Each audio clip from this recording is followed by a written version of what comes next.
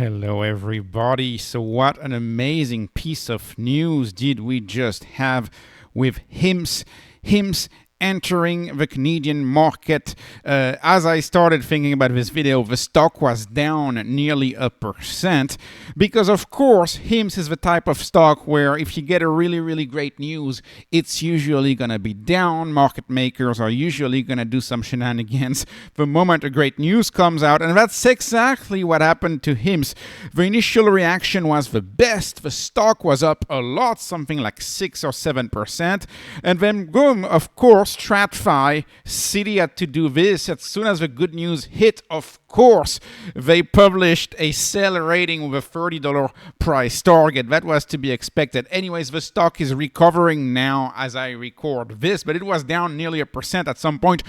On amazing news, on absolutely amazing news. That news is what? That news is the Canadian expansion, planned 2026 Canadian expansion, following, of course, the Zava acquisition, the European exemption. They are now riding the coattails of amazing news, which is generic semaglutide coming to Canada. Canada is going to be the first country who's going to have generic semaglutide, and this is absolutely amazing. This makes this play, HIMS stock, in my view, is still the cheapest telehealth trophy stock, platform stock, whatever you want to call it. It is the cheapest. Yeah, sure, LifeMD is technically a little cheaper, but it doesn't have that growth that HIMS is about to have as it enters Canada.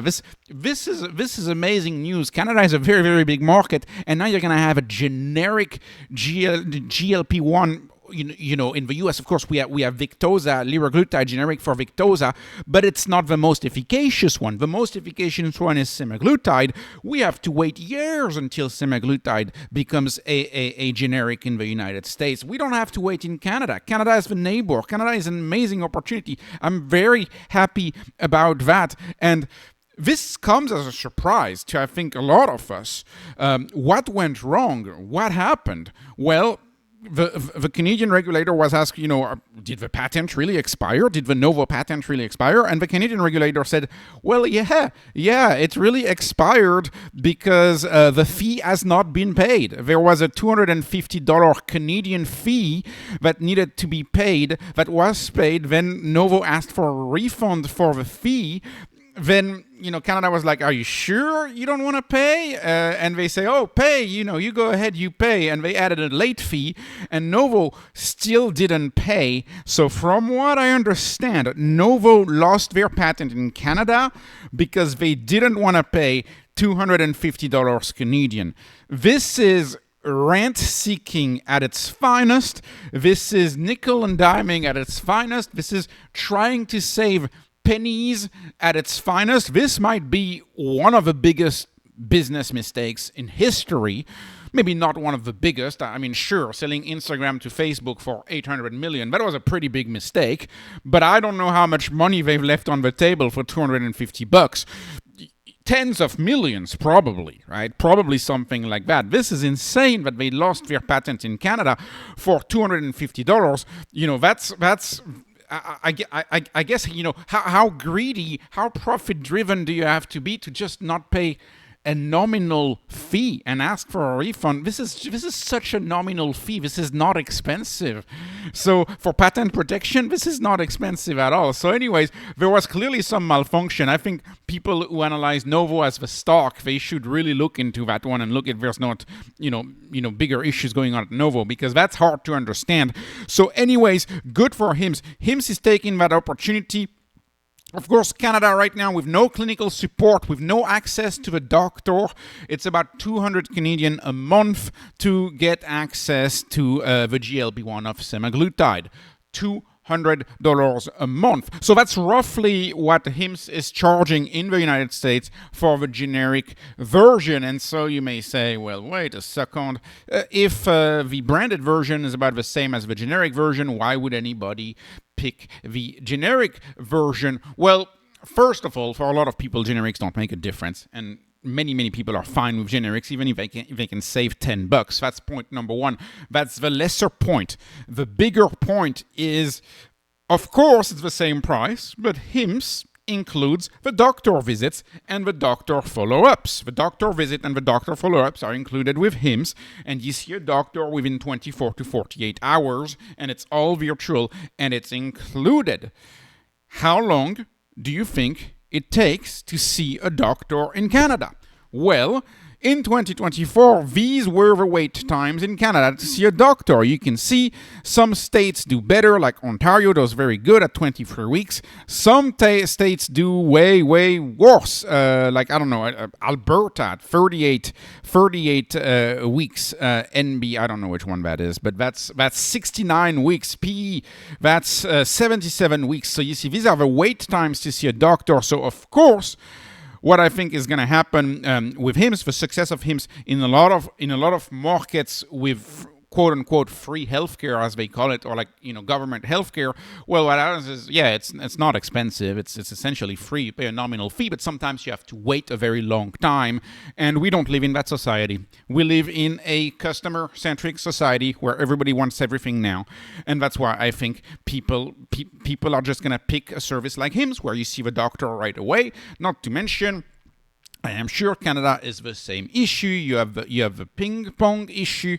What if the doctor is not comfortable prescribing that to you for XYZ reason? They refer you to a specialist. That adds another 5 weeks to the schedule, maybe 10 weeks to the schedule, because when general practitioners don't feel comfortable prescribing something, they send you to the specialist, and that is a sentence. That is a punishment, because you have to wait another X amount of weeks to see a specialist. You don't have any of that with HIMS, because with HIMS you see the doctor right away. That is the business model innovation of HIMS, and of course in the US you can see a doctor more quickly, but you have the issue of still going there, driving there. That's also another big advantage that you would have in any country, really, to be able to see a doctor on their phone. Let's talk about the opportunity. So Andrew Dudum on the statement here, he talks about 2/3 of Canadian adults are actually overweight.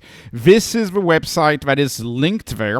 Official website. Note that this is not some news article. This is the official website of the Government of Canada, talking about almost 2 in 3 adults in Canada are overweight or living with obesity. And I assume they mean overweight at BMI over 25 and living with obesity BMI over 30. I assume that's what they mean. Either way, there is a medical solution in the form of GLP-1 for perhaps 2/3 of Canadians. Actual Government of Canada, news. So that's pretty insane, pretty big, if you ask me. Canada is a big market. It's a population of 41 million. Actually, this is from 2024. I thought it was more for a second, but it's 41 million people on July 1st, 2024, so maybe a little more now. So what does that mean? How many qualified adults is that, right? So you got to remove the children, and you have to remove people who are perhaps too old, and so that would be about 30 million people who would be qualified, and now you have to remove the people who are not overweight, right? They don't qualify for a GLP-1. If you're not overweight, you're not going to qualify. So that's only 2/3 of 30 million that is potentially qualified. So 20 million potential GLP-1 customers. And of course, the question is, what if HIMS just gets a teeny tiny sliver of that? Well, like, what if HIMS gets 5% of that?